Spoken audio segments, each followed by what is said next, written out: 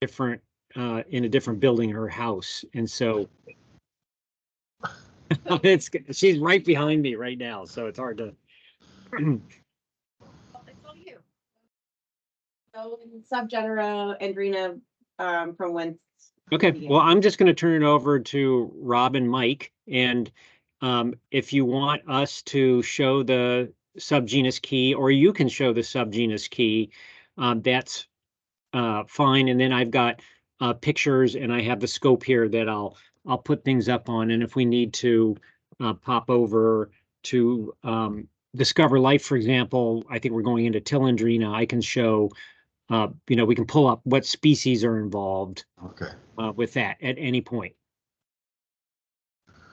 Okay. So last week we ended up with Andrena cresnei, or whole Andrena cresnei, at couplet 10. And so we're still dealing with female Andrena that have a modified pronotum. They have a humeral angle, and most of them have a dorsiventral ridge as well. But we're going to see some exceptions in that today. So the second part of the of couplet 10,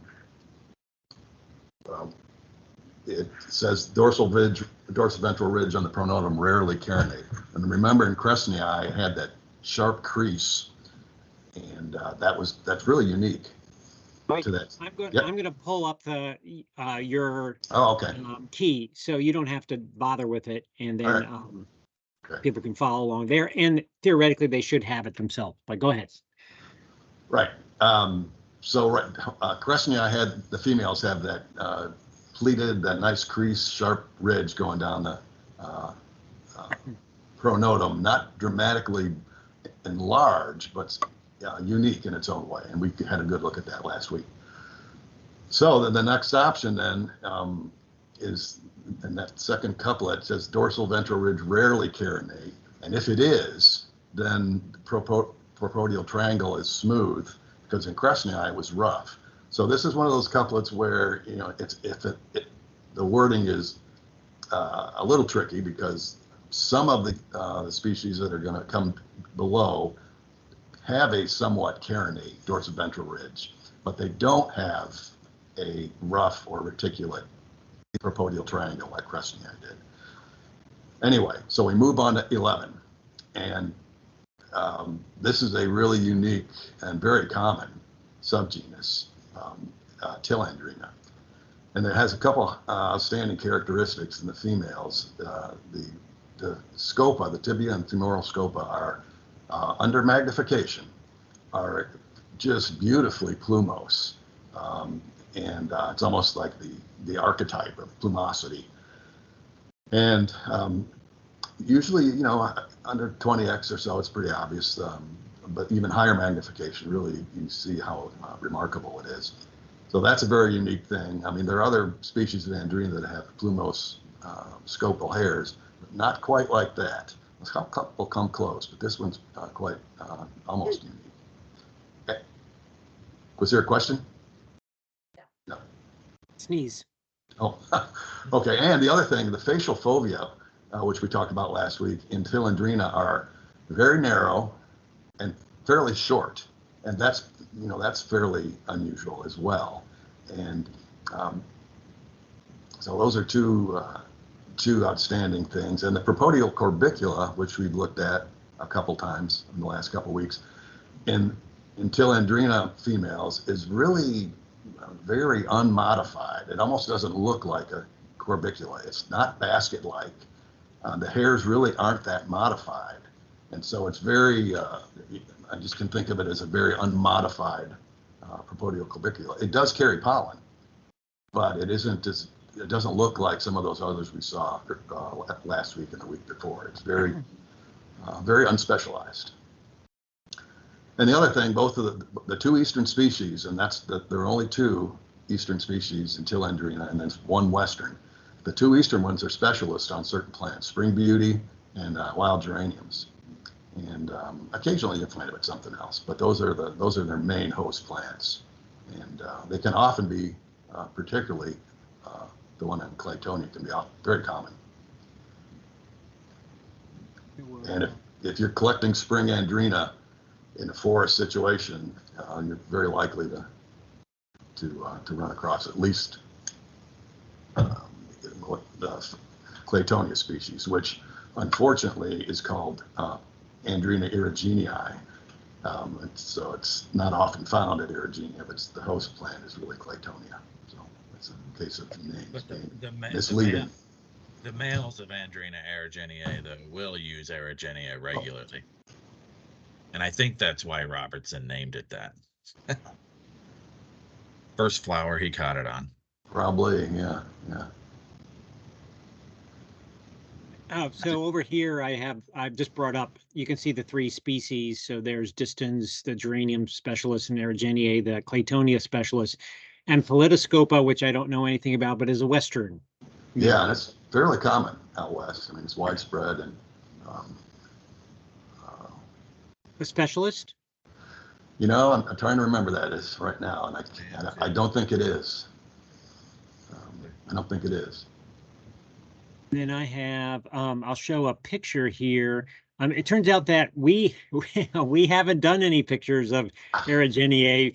You know, the common ones, it's like, well, I'll get to it later. But here is someone, B. Smith, who I don't know, and a long time ago. It looks like a lovely shot here. I'm trying to see if I can zoom in on the scopal hairs, but I don't Definitely know. can still see the bushy and the narrow fovea. Yeah. And then, yeah, and it's often a bit, I would call it dark, like the fovea has a lot of dark hairs. You can find, this is the problem with fovea hairs is you change the angle and things, the color can shift. Now, if it's basically white, it almost never really looks dark, but if it's dark, depending on the angle, sometimes it can look white. So that's why you move your specimen and your fingers under the scope so that you can assess things like that, the color. And hairs elsewhere on other species in particular can vary from light to dark because maybe just the shaft is dark, that kind of stuff. So again, be careful. And then here's these sharp, you can pretty much see these sharp pronotal collar areas here. I wish I could figure out how to increase the magnification here, but I can't. And but it's quite dramatic. In the females, though, it can be very subtle, that angle. Oh, is that right? I think in the males it's very dramatic, but in the females it can be subtle at times. Yeah. And every once in a while, and maybe, and that might be one of the reasons, every once in a while I'm tricked. Like I'm not expecting Erigenia, because normally I would be like, I'm in the bottomlands, it's that time of spring and there's tons of spring muties, and there they are, there are all of them. But if it's sort of leaked out into a field or somewhere, every once in a while, like, what am I looking at? Because you have this little track where you say, oh, there it is. I just look at the plumose hairs and the narrow fovea, and I can rock through these very quickly. But every once in a while, I'm like, what is that? Yeah, not realizing that it could have been Erigenia, because they do sometimes wander around, and you can get them in fields and things like that, particularly if you're using traps. I want to mention one thing about that photo. The way the head is kind of pulled away from the pronotum, that's ideal. I mean, that's what you really want with all your Andrena specimens, so you can get a clear view of the pronotum.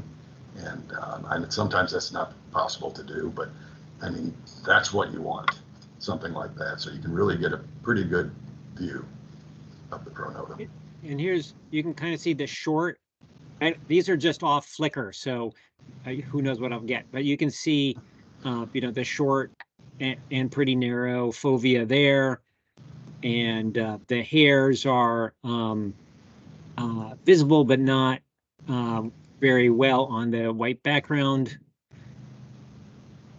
Well, so Andrena erigenii can be fairly obvious too. It'll have these giant pink, things of pollen on its legs because it's collecting from Claytonia. Yeah, it is good example. one of the few pink colored pollens that you're going to see. So Okay. Between the two species, too, not only do they have different plants that they specialize on, but also, I mean, distance is a much shinier bee overall than Erigenia. And usually later, flies later, because Yep. the geranium blooms a little later. Yeah, geranium's blooming full bore right now, where we are. Looks like I may have some distance pictures in our shot. Yep. So this is from the back, but you can see I didn't realize geranium had such large pollen. It's cool. Nice shot. Let's see, I should have a headshot too here. Pretty dark, so you can't quite see the fovea on that one.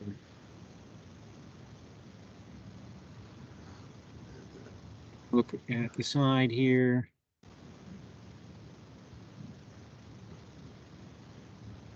Yep.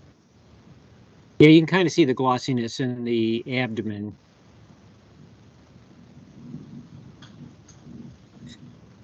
Okay, so do we want to show anything more, or do we want to go on through the next couplet? I think that, I think we can move on. Okay. So That highly plumoscopa is really the key there. So if the second part of that couplet is, and that's one of the first things to mention, is look at the scopal hairs, and if they're not plumose, they're going to be more or less simple, and that's what you want. If you don't see those plumose hairs and the short narrow fovea, you move on. And so the rest of the Andrena in the east that we're going to look at that have the modified pronotum, more or less, are going to have simple scopal hairs. The propodial corbicula is going to be well defined, and the facial fovea are going to be different than Ptilandrena. They're going to either be broader or longer. So Ptilandrena is pretty distinct. It's one of those fairly distinct subgenera. So we move on to 12. And now this is one of those cases where size can actually be of considerable help. So we're either talking species that are fairly small on the Andrena scale. 6 to 8 millimeters is pretty small for Andrena. And so you either got something in that size range or something that's bigger, significantly bigger, 10 millimeters or more. And so that's a pretty easy thing to eyeball. And so we'll look at the small ones first. And these are the two, what I would consider fairly rare subgenera. And these are specialists, again, pollen specialists, both of these subgenera. And they're both similar, more or less similar in size, and to the naked eye look a lot alike. The difference, several differences, the Callipyus in Notandrena has big punctures. I'm sorry, it's the other one. Sorry, has fine punctures. And the pygidial plate doesn't have an anternal triangle, which I think we talked about earlier. And the dorsiventral ridge on the pronotum is really obvious in Notandrena, Notoscordi. And in the alternative, the subgenus Derandrena, there really isn't a pronotal ridge. There's a weak humeral angle, but there's no ridge. So that's a pretty obvious difference between those two. And sometimes they're found, at least in the Midwest, they're found in the same habitats. And these are small, low to the ground flyers. And the host plants are different. False garlic is the host plant for Notandrena, Notoscordi. And for Derandrena, it's different plants, either depending on what species you're talking about. Uvularia, potentilla, or Phacelia. So I don't know if Sam, if you encounter any of these species where you are. Let me pull them up. I think I know which one. I'm so not oriented towards the subgenera, but let's pull the species names up here in the Andrena guide.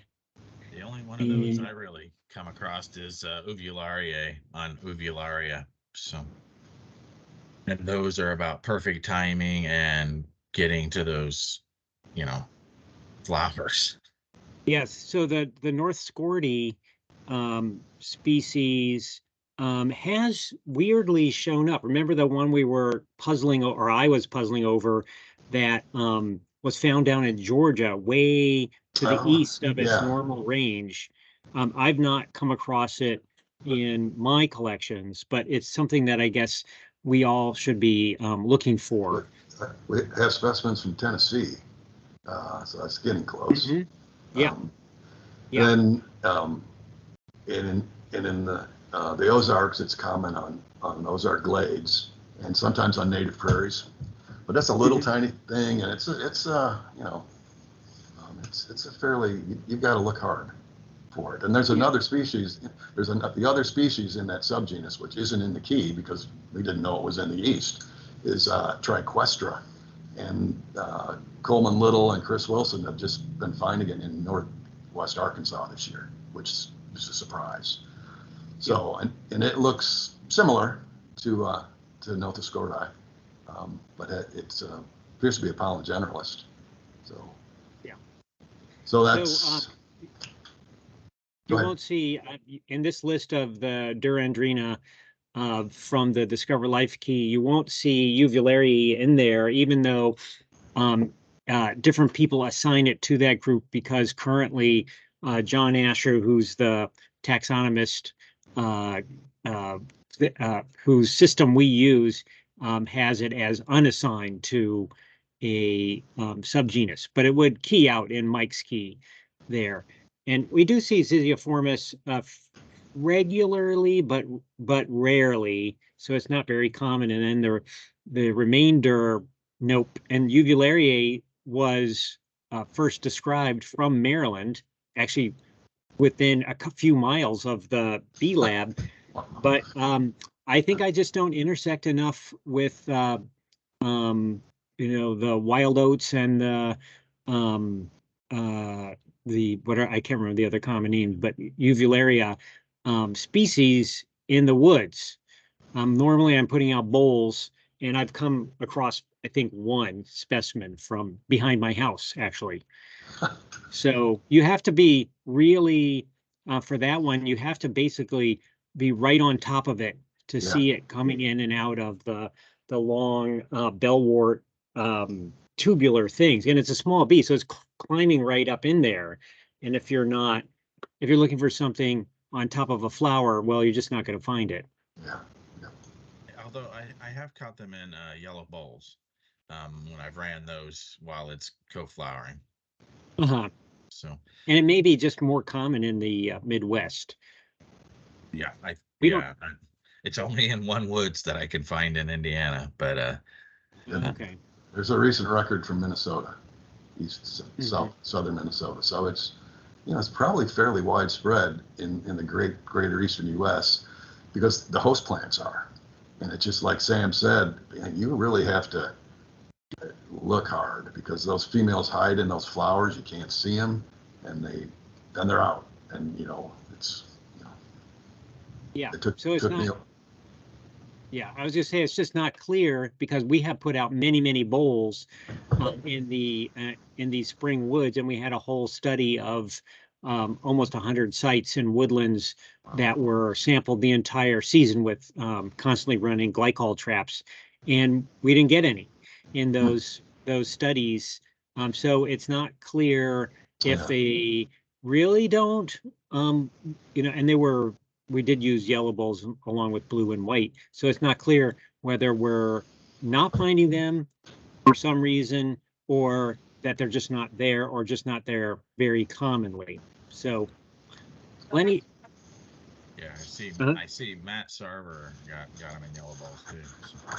So. Okay. Matt got bowls from Chanticleer and Mount Cuba, but has a hard time hand netting them. The yellow bowl near the host plants seem to work. Okay. My case is associated with Uvularia grandiflora. Yeah. Okay. Jessica Peterson adds that she also has them just south of the Twin Cities. Okay. Yeah.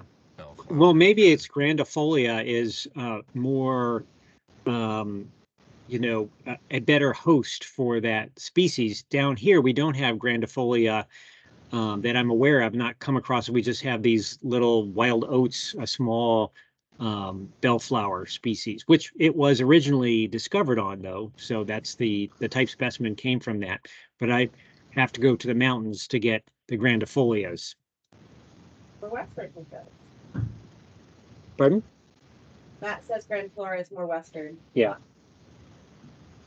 Yeah, I did put. I know. My bowls were on the ground when that was a question in the chat. Yeah, and Ziziaformis is that the one that's the Potentilla? Potentilla? Yeah. And I've picked that up in really weedy areas. So Potentilla is another one that you have to pay a lot of attention to.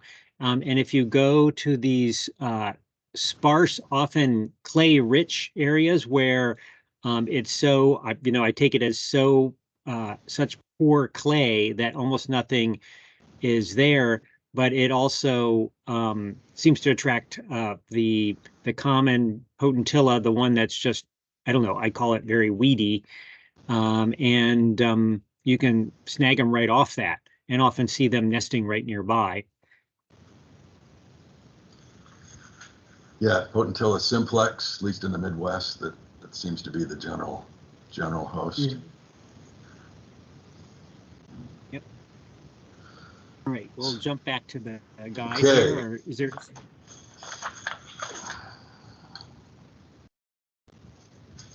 I'll also, I guess, mention that a lot of times that species group often has a very specific look, like they look a little different too. I don't know how to describe that. Big heads and Yeah, I agree. you know, different kind of architecture. Let me see if I can pull up a Ziziaformis. I think we have one of those. I know Uvularia in particular has a very shiny scutellum. So. I think we have that too.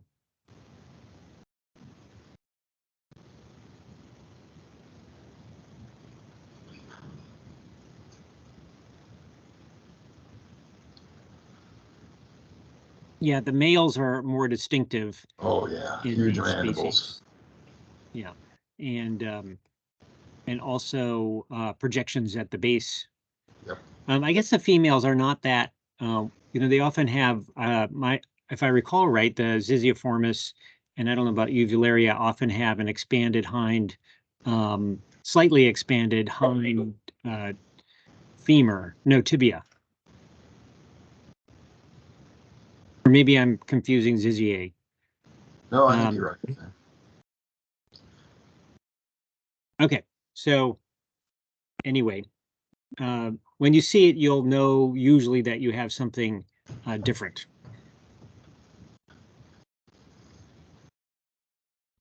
And we can try Ziziaformis, if I type it correctly. I think these are the other species, and I've just, oh no, there we go. These might be males. When you get into these small bees, you often get these whips patterns, wing interference ones. So, okay, all right. Probably should go back to the heat. Okay. There in that Derandrena couplet, it does mention, in addition to Potentilla and Uvularia, it mentions Phacelia, and that's because there's an undescribed species in the Ozarks that apparently is undescribed. That we've only found at Phacelia. So that's kind of what is it looking like? I mean, which of the other species? It looks like kind of half. It looks more like Uvularia than in Ziziaformis. Slightly bigger. I mean, very slightly bigger. 1 million, you know, and flies a little later. You know, at least in the Midwest, Uvularia grandiflora blooms early, and and then Potentilla and Phacelia are later. So sometimes those things can be helpful. Flight periods. Yeah, so the next, you know, we go to couplet 14. and remember from couplet 12, we had at couplet 12, we had a choice between little bees and big bees. So at couplet 14, now we're talking larger bees, 10 millimeters or more, that have a modified pronotum. And here's something I don't think we've looked at yet. The first part of the couplet is you need to look at the posterior hind tibial spur.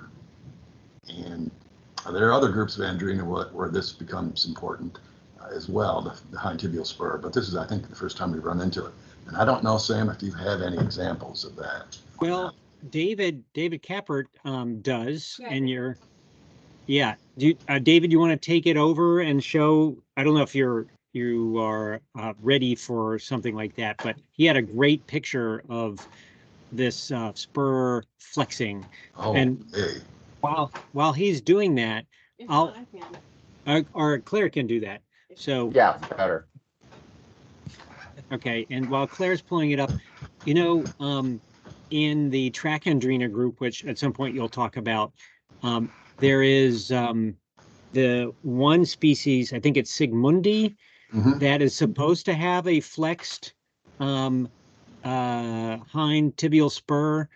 So I can see the spur in several other species, but I have yet to I have never seen a Sigmundi, and some of them were identified in the Smithsonian collection, or I am just incapable of seeing that a flexed tibial spur in that species. It's very subtle.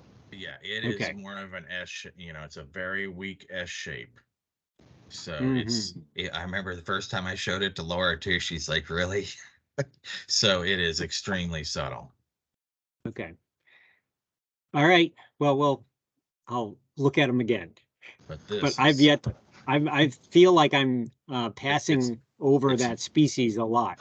It's nothing like this, and I don't think it's a very common one either. Sigmundi. I think it's more northern and western. We have it. Yeah. One of these do you want me to be on? The first one is pretty good. But weirdly, right there. Yeah, but I think of Kritigi as basically having this long, thin, banana-shaped curved one, but not flexed. Yeah. Am I just? No, I agree, Sam. Kritigi is very different from Macra and the ones we were talking about in the key. Yeah. So Macra is very obvious. So I'm wondering if what I'm looking at here with the Kritigi one, and maybe we gave David the wrong species, but I mean, it is of the type of thing you would see in something like Macra. Yeah, that gets the point across. Go ahead, Dave. Well, I will say that I was really suffering for lack of great examples. In Discover Life, there's, I think, 5 choices for tibial spur alternatives, and it's really hard to tell bent, curved, twisted. We really need more images that really nail each of those categories. So I stand by for that. Well, and even some have little bent tips that are useful. I think Uvulariae, for example, has it's either that or Zizioformis. That's one way to kind of help tell them apart, is one or the other has the very tip of the spur bent at like 45 degrees. Down this page, there is a hooked tip. Hooked versus bent, I'm not sure, but there you go, Hamulata.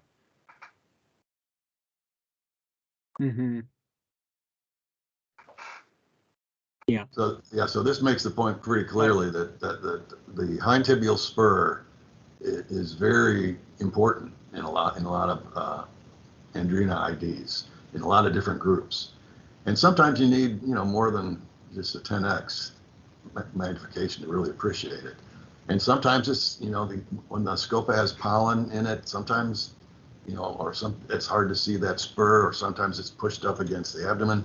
It can be a challenge to see it sometimes, but it's an important feature.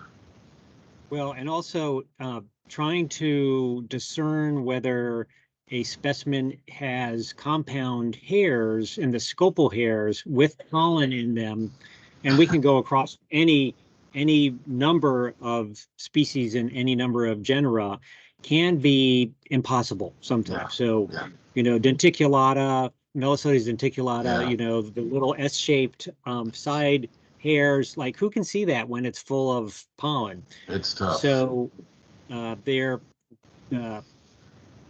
you run into problems where some of the best characters can be hidden in almost any of these. Also, the hind tibial spurs sometimes are almost impossible to see because of the way the legs are carried, or tucked against the, or bent or tucked against the body, and the scopal hairs, particularly if they're long, can completely obscure those too.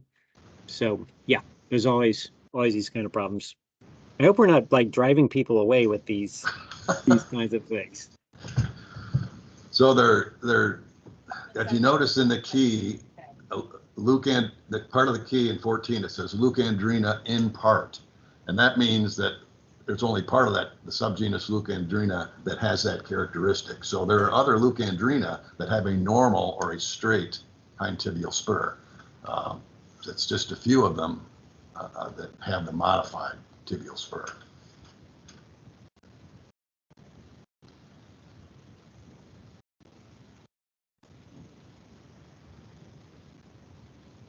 We can go and see what the Leucandrena list is here of species. Going back. Oh, I didn't see eyes. Oh, am I? Comment when I was sharing the screen. It said, can you move your mouse over the Andrena Argemona's picture to show where the bent is? I'm going to share my screen again, and you guys are going to help me fix that.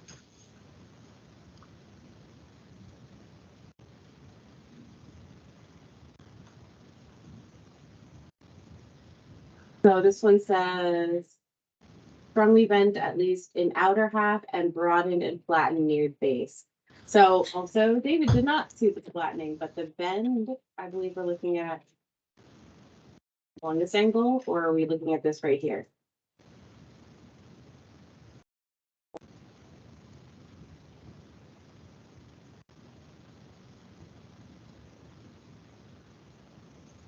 Well, when I'm looking at that, I would not have called that apex sharply hooked.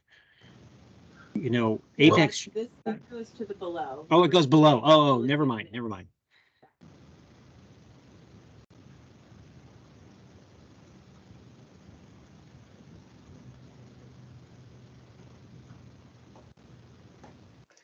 I will say that this is a little frustrating because I think I see the bent in Argemonas, but then when I look at the Micrandrena in the upper left, that kind of looks bent too. It's not it's not entirely straight. Yeah, and you've just focused in on some of the subtleties. I mean, it sometimes is like that. Yeah, you're definitely driving them away. Sorry.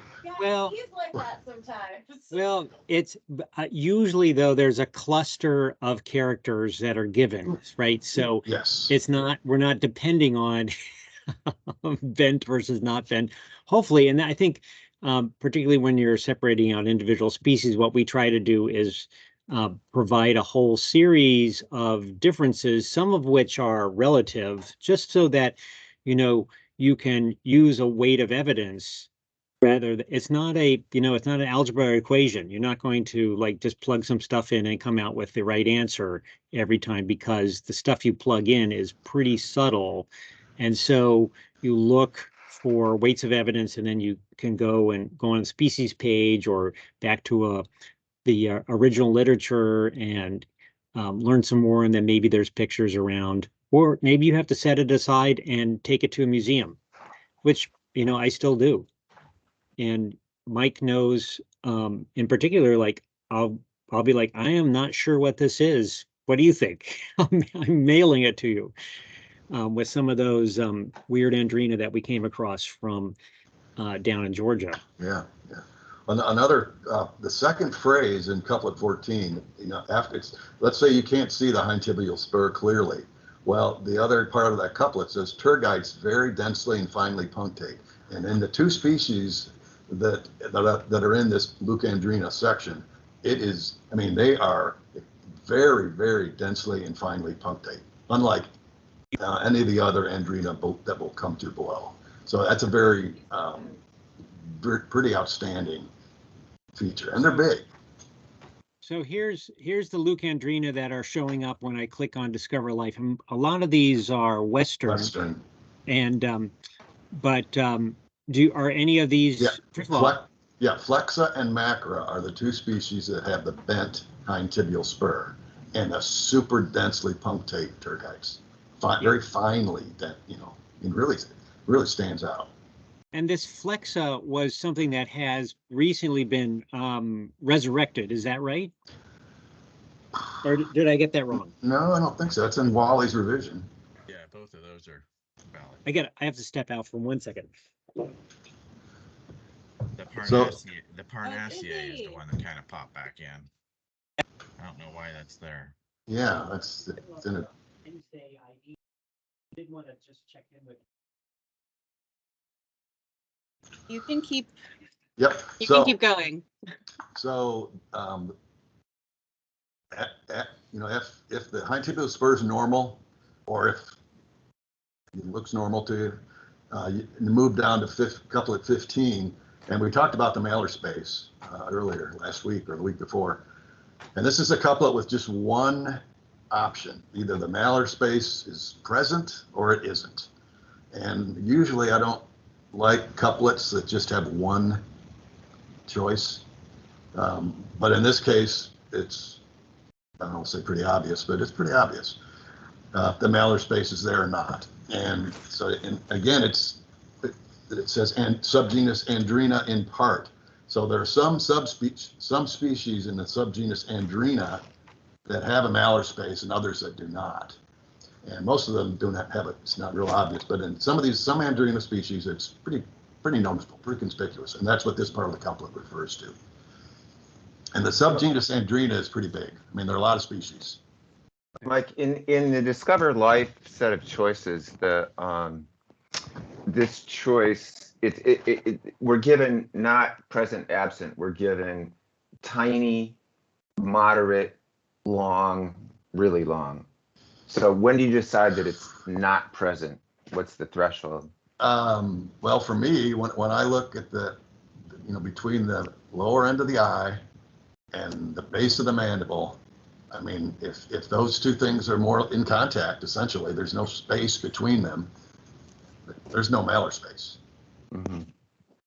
That's the way I look at it. And I think that's the way, you know, Wally LaBerge, as far as I could tell, that's the way he specified things. And I know sometimes if it's gunk, if there's gunk there or it's messed up somehow, it can be difficult maybe. But if the mandibles are open or spread, then it becomes, I think, even easier, because then you notice the flex point of the mandible is very obvious, and the lower end of the eye, if there's nothing there, there's no malar space. So I think a lot of times it's one of it's a typical situation where the extremes are useful and the middle ground is not very useful. So at the very, very short where it's kissing right up, okay, we can say there is none. And then when it's very long, like Bradley eye or something, you can really see a space that's useful. And then there's these sort of things where, and usually they're scored for having a whole series of categories just because of that, where it's there's a little bit of a malar space, but you could be like, well, maybe there is none, or maybe there is. And, you know, when you have no real measurement tool, you're using like the rim of the eye or something like that. So usually in these guides, and again, always worth double checking for those who are checking the guides, these ambiguous situations are scored for many states, and so they're not going to be helping you separate things out. It's only when you get a really long one in particular that it's useful. I will say in Andrena sensu stricta here that though the malar space is usually like a third or a fourth the width of the mandible, so it's not huge. like what some people would be expecting. It's just, Mhm. is there a space there? Yeah, and that might be different. So remember, each person who builds a guide has a different approach to those things. So here it's present absent, whereas in Discover Life, there's categories, and we often will score something for example, if it's very short, for also being absent, because we think that people will probably make that mistake, which is different from whether it does and doesn't, versus we're more apt to allow for some gray areas rather than precision, so that because a lot of times in these ambiguous characters, if it's difficult to tell, there's another character somewhere else that's really good and will drop the species into your pocket. So you don't want to be too tight in your definitions for a difficult character because you could separate it out later. So we tend, in other words, what I'm trying to say is we tend to overscore a lot of these categorical things so that there's less of a chance of making a mistake. Yeah, and if we would jump into a guide or a key to the subgenus Andrena, those subtleties about the malar space come into play, and then it becomes tricky. But Yeah. but separating in the way I designed this key was to avoid that.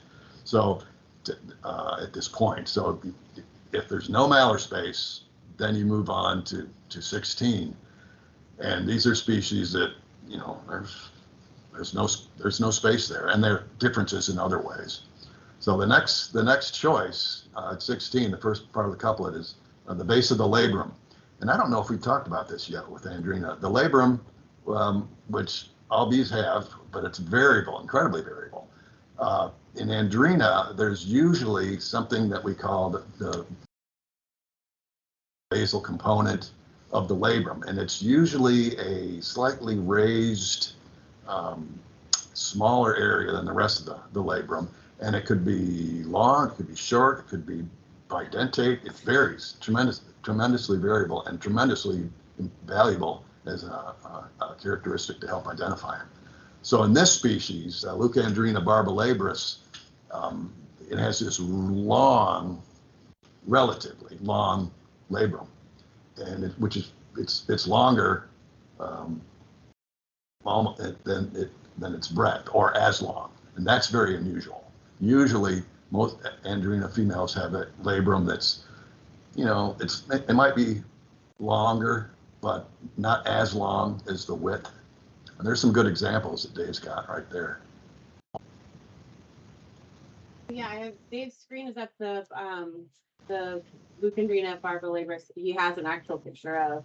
I think we have some better pictures too. Maybe that had like the whole face in them, David. I don't remember. I should go looking for them if it's worth it. Barbalabris, a lot of the identification keys that include this mention it, and they call it strap-like because it's so long. The labor process. Yeah. Yep. And it's unusual enough that you pretty much know that you have barbalabris by just looking at the labral process. What was the other It's a name? fairly generic bee otherwise. I'm going blank on what its name was before this. So that in the literature, there's another name, but I just can't. Yeah, it starts with a P. It's just That's not escaping me right now. Yeah, and in Mitchell's and Mitchell uses that word. That's that species name. He doesn't use barbalabris. Is it Placida? Yep, that's it. Oh, yeah. Yeah, that's the old name. Yeah, but you'll still see it in the literature. That's a good one. So, yeah, and Leucandrena barbalabris is a pollen generalist, a spring bee, good size. You know, it's a fairly large Andrena, and I don't, in the lower Midwest, it's not very common, but further in the upper Midwest, it is. So I think of it as a slightly more northern species than some of these others. I don't know if that agrees. Yep. I would agree. Yeah. We rarely see it down here, but we have a few records. So in that couplet 16, your choice is when you're looking at the base of the labrum, basal process of the labrum. If it isn't strap-like and if it isn't long, like we've shown, then you move to 17. And then you've got two choices here, and it's all about the clypeus, whether it's really flattened or not flattened, and whether there is what we call a median impunctate line or a shiny, narrow impunctate line down, running down the middle, more or less down the middle.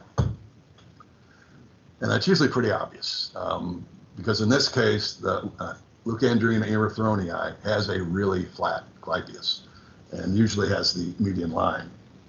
And the other part of that couplet is that the propodial corbicula in erythronii, there are no internal hairs. And then the propodial corbicula is very, very hairy, has a lot of hairs come all over, and it's very distinct. But Andrena erythronii and most of the other Andrena are all spring bees. They fly at the same time, often at the same places. So you often find both at the same place. And like the name implies, Andrena erythronii is a primary oligolige on erythronium. Different species of erythronium in different part of its range, but if you want to find that bee, you find that plant, and that's a plant that blooms. It blooms briefly, and it's sometimes, at least in the native prairies out here, it's hidden in the grasses. You really have to be on top of it to see it, and they're only the plants. The species of erythronium that's on our prairies out here is only 3-4 inches tall. And if you're not right on top of it, you don't even know it's there. I will mention that I had once listed this as a specialist bee with Jared's work, and Jason Gibbs said, I think based on his work in Michigan, that he would not have called it a erythronium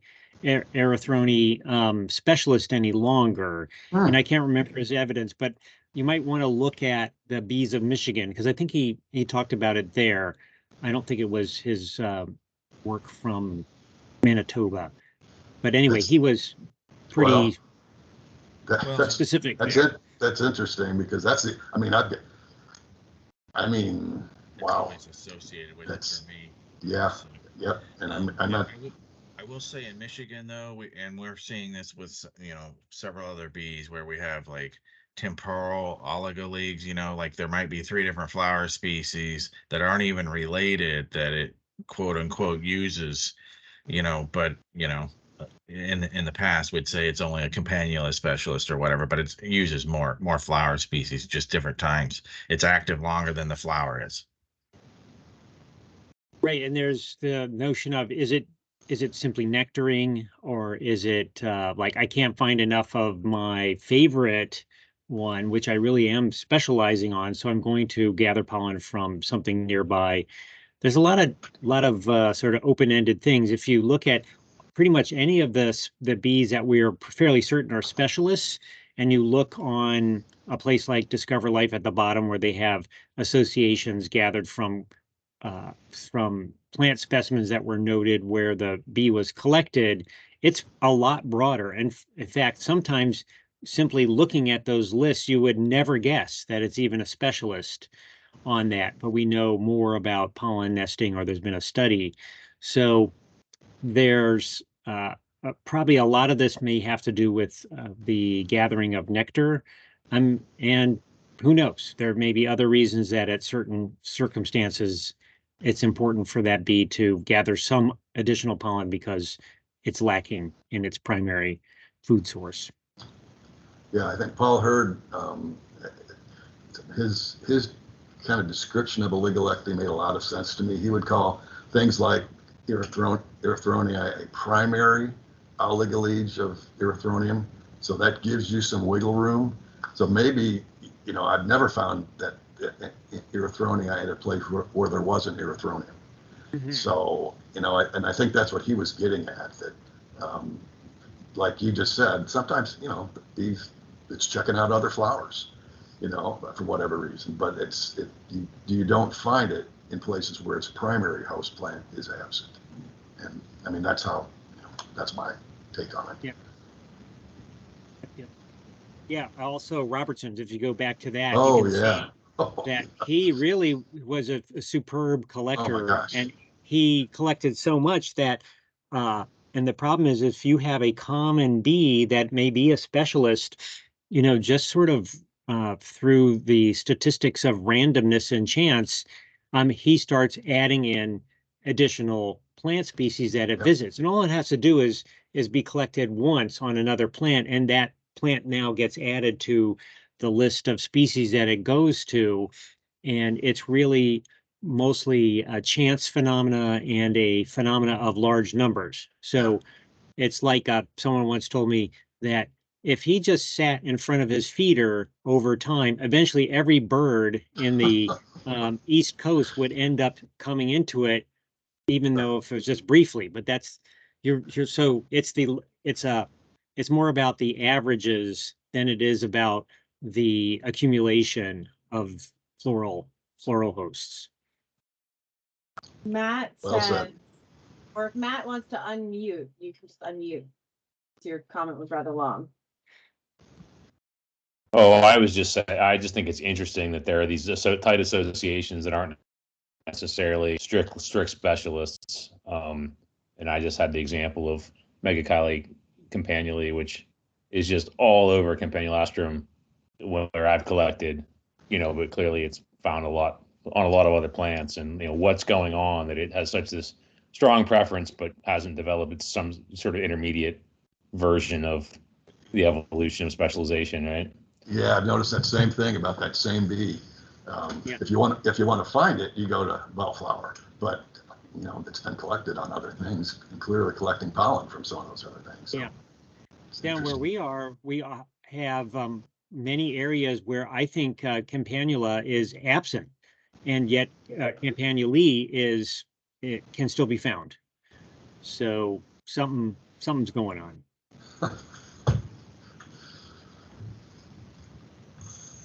Okay. They're just a little more flexible than what everybody wants. So does that mean that every Andrena that keys out at 17 has a robust propodial curvicula? Did I hear you say that? Yes, except for Erythronii. I mean, it has a robust one, but there are no internal hairs. So all the Andrena, Andrena sensistrictu, Andrena subgenus Andrena, they all have a very hairy propodial curvicula and internal hairs as well as, you know, external hairs. If that makes any sense. Mm-hmm. Yeah, there's as we all have, there's another little note to add that in explicitly rather than implicitly into the couplet.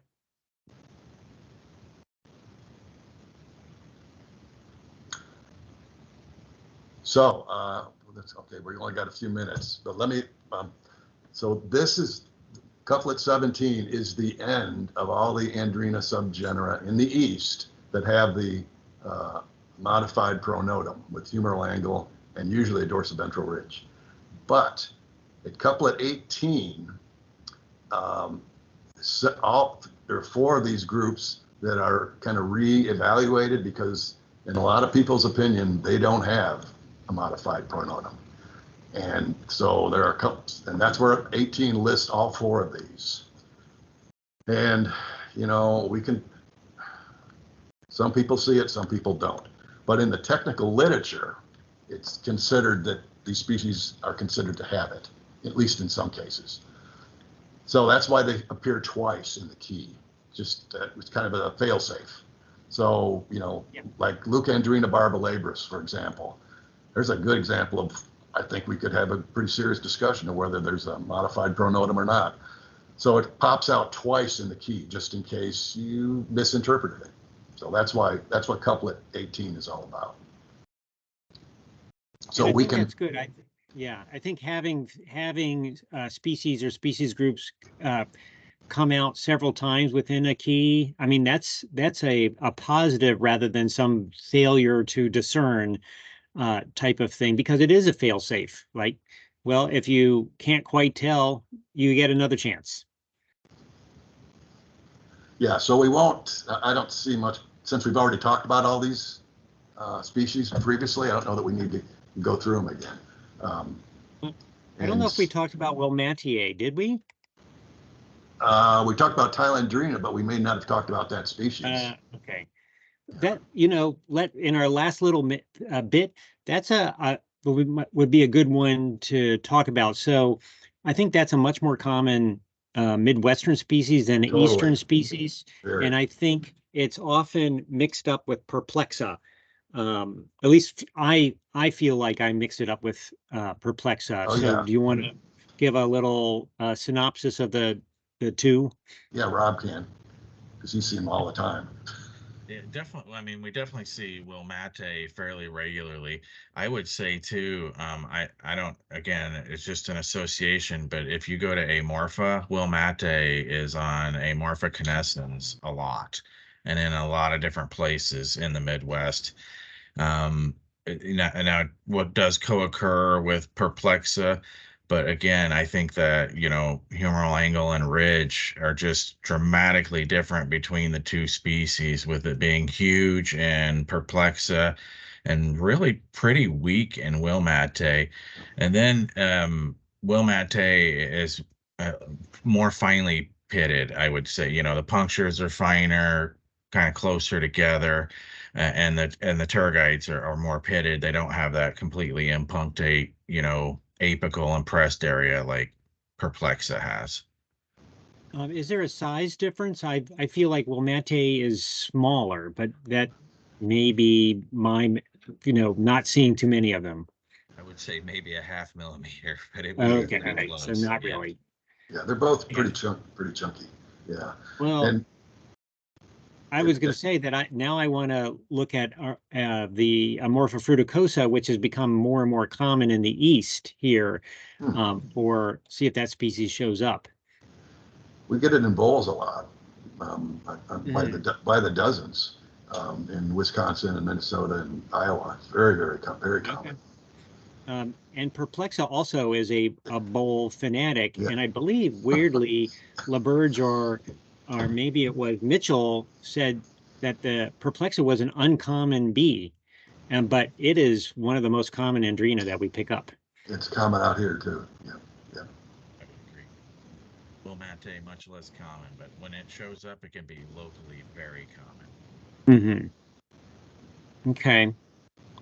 Well, any other questions from the audience, or things that you guys want to talk about? Claire? Nope. Tim asked, can a bee be considered a bowl specialist, Tim? There's certainly preferences. Yeah.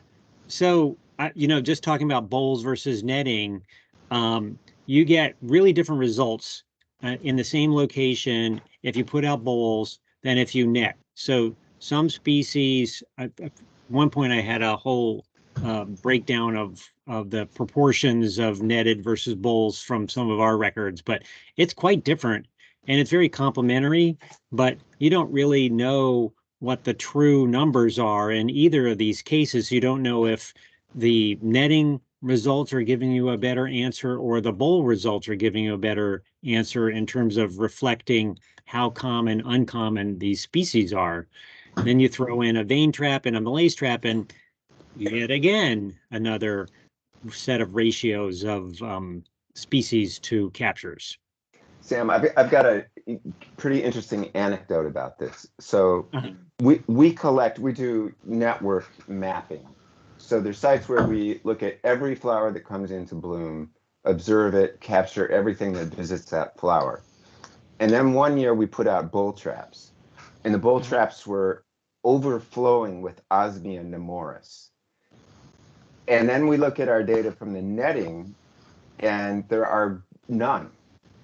And so it's a huge dilemma, because normally you would say, well, yeah, traps and flowers are going to, probably have different degrees of efficacy in catching this. But we had evidence that Nemoris was visiting absolutely nothing in this habitat, yet it showed up. So we had to come up with all kinds of, like, is it nocturnal? Does it fly from the trees? I mean, it was really a puzzle, still is. Well, if it was coming to bowls, then it's almost, I would say almost certainly not a tree species, because No, I'm casting bowls are very about. sensitive to the ground. Yeah. Yeah, of course. But yeah, we had to be, I had no hypothesis. Unless they were dispersing and Yeah. just passing through and decided to check it out. Possible. Yeah. Mike, Up a giant you want to tree. unmute and might ask, Mike Slater, would you like to unmute and ask your question about couplet number 3? Since Sure. I don't know if I'm Rob ready. and other Mike are actually in a rush. I'm not this time. Hear me? Yep. Okay, couplet 3, when you get to the dorsoventral ridge pronotum crust, I have a problem with telling the deep, narrow sulcus from a shallow sulcus. Is Perplexa a deep sulcus? Yes. Yes. Okay. I think that answers my question. The other thing I'd like to say to Sam is it would be helpful if the Discover Life had the dorsoventral ridge as a character in it. I think it does. Yeah, I think it does. It's probably not on the front page though. I don't see it anywhere at all. The angle is, but not the. No, it's in the key for sure. And I think, you have to do, if you did that menu, you'd find it. So yeah, you have to hit the simplify, and then it will come up if it's appropriately splitting out some of the species that you have remaining. So we just show a small selection of characters on the first page. Yeah, I understand that. I just have never seen it when I've been going through ones that have it prominently, like Perplexa. I'd like to say, yes, it has this from the beginning. Just like, so that's what I'm using Mike Arduser's key for, is to tell me which characters are really important that I can look at in the Discover Life key to rank the importance of the characters. And that's something that I've been thinking about too, is how to rank some of those a little differently so that they come out probably in terms of where we would probably look at them also. Yeah. So Rob is doing basically a review of the Andrena key and looking at upgrading certain things, adding stuff, probably subtracting too. More to come. I think maybe the confusion is, and I think we talked about this in Discover Life, we have it say thorax, pronotum, ridge extending down from humeral angle. So we don't use exactly the same words as Mike in the Discover Lifey part of the key. It's assuming there We don't is a say dorsal humeral angle, if there is a ridge.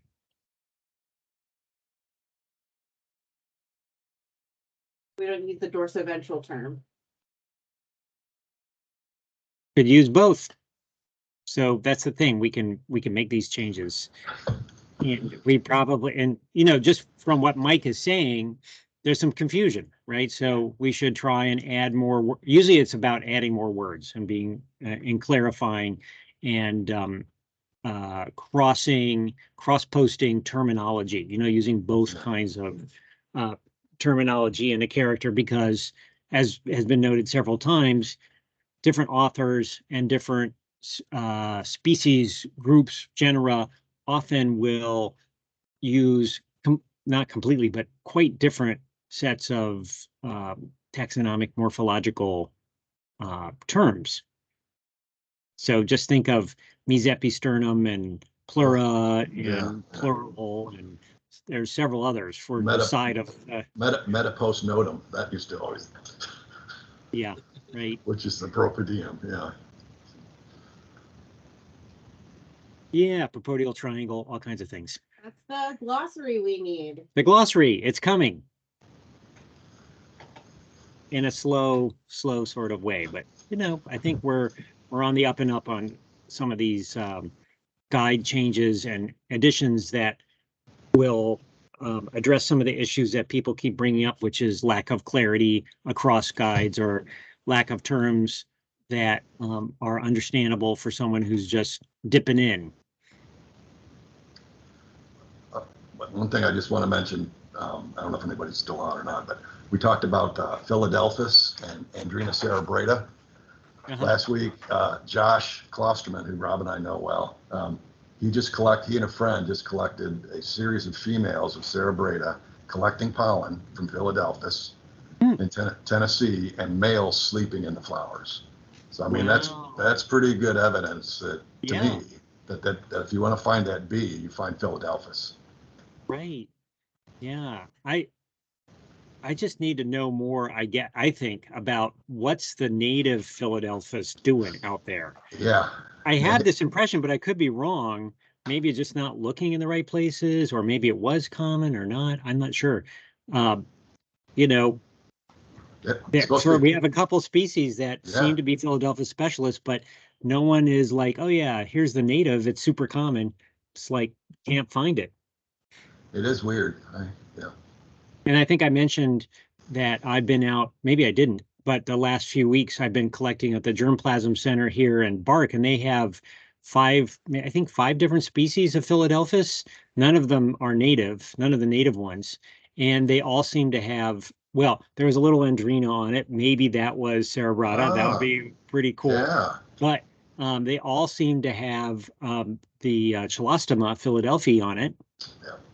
And they all look basically the same. There was I don't know that I would offhand have noticed that there were 5 different species, but the nice thing about working there is that they have little tags that say what they are. Yeah, the Chelostoma is common. Go ahead. Tim has his hand up. I don't know if there was something he wanted to throw in there. Yeah, I definitely want to find out where that Philadelphus is, Sam, and see if I can get in there and check that out myself too. Okay. Well, we're going to be there tomorrow. Can you come tomorrow? I can. Okay. I'll send you an email. So we'll have to text back and forth because we have a whole big group of people coming in, and we'll be in the Germplasm Center, and I don't think it'll be a problem that we slip you in there at the same time. But I don't know the schedule. Okay. But yeah. All right. And my other question, this is one of the biggest questions I have all the time. Is it Clypeus or Clypeus? I mean, I don't think anybody laughs at this stuff because people just say these words and they just go on, and everyone just doesn't bat an eye. But I'm a Clypeus person. I'm a Clypeus person. I guess I am too. I never think about it. You say Clypeus. Okay. Did I? Okay. Yeah. Okay, I'm going to go with Clypeus. As long as we all spell it right. That's the important thing, I think. Well, I never spell it. One of the interesting things I learned from somebody who's a botanist is that I always pronounced everything thinking in Spanish, right? Because you think Latin, Spanish are going to have the same rules. So I always say it the way you'd say it in Spanish, but I was corrected, and it's not the next to the last syllable, it's the syllable behind that. So agaposteman is how I would say it in Spanish, but you all say agaposteman because you're moving the accent one syllable back. I think I call it agaposteman. And oh my goodness! But it is a tongue twister. Agaposteman. Yeah. In Spanish, they say Zilacopa and not Xylocopa, which is probably correct. Yeah, I think the Latin folks have a very consistent way of doing scientific names, is my understanding, and then those bad spelling English. I mean, just look at the language of English, right? That it's just a crapshoot. So you can kind of do what you want, and it's okay. But we'll downgrade you when you mispronounce them how we pronounce them. Well, I do have to go, but it's been fun. I've got to go take care of a couple things, but have a good one. All right. All right. See you, Rob. All right. Next week. Okay. All right. More Andrena Adios. fun. Thanks, Mike. Thanks, Rob. Thanks, Sam. Thanks, Thanks, Claire. Claire.